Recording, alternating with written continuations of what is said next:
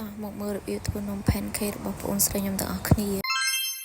ជាដំបូងគឺបងស្រីខ្ញុំកាត់វាយជាមួយនឹងពងទាពណ៌សបងប្អូនចាយើងលេខពីផ្នែកពងទាក្រហមផ្សេងសផ្សេងបន្ទាប់មកវាយរួចយើងក៏ចាក់ជាមួយម្សៅនំ pancake ចូលម្សៅនេះគឺទិញគេស្រាប់បងប្អូនគេហៅថាម្សៅធ្វើនំ pancake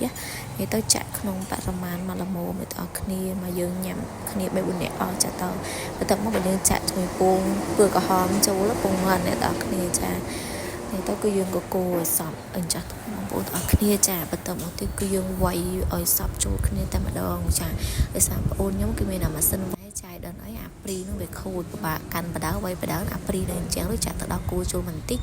ហើយបន្ទាប់មកក៏យើងអាចចាក់បានហើយបងប្អូនចាបងប្អូនខ្ញុំគេមានពុំដែរគេទិញពុំអញ្ចឹងណាគេទិញមកទុកធ្វើឲ្យកូនគេញ៉ាំទេចាបងខ្ញុំនឹងបងទី2ដែលមានកូនប៉ុន្តែបងដែលកំពុងធ្វើនេះគឺបងស្រីទី3បងប្អូនទាំងអស់គ្នាចា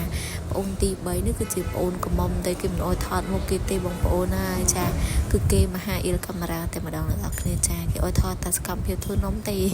ចាទៅយើងក៏មិនជាបំពេញគេដែរចាយើងថតតែសកម្មភាពគេធ្វើនំតែបានបងប្អូនទាំងគ្នាចានំរបស់យើងគឺឆ្អិនហើយបងប្អូនបន្ទាប់មកទៀតគេធ្វើការ design បងប្អូនទាំងគ្នាចាគឺជាដាក់ strawberry ដាក់អីពីលើអូយស្រំសំសួនសបោមណាស់ទាំងអស់គ្នាចានិយាយពីថា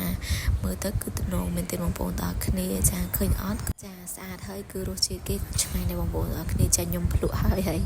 បន្តមកទៀតគឺយើងគេដាក់ជាមួយស្ករក្រហមបងប្អូនទាំងអស់គ្នាចាមើលទៅស្តៀងទឹកឃ្មុំតែ